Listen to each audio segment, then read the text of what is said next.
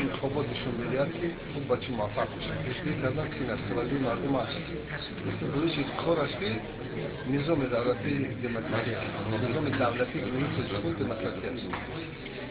و از این خود داریم ما رئیس دموکراسی هستم و نظام دولتی چون دموکراسی است. البته یا دیگر حزب دیگر به هر حال بچی امیدتون بچی است چند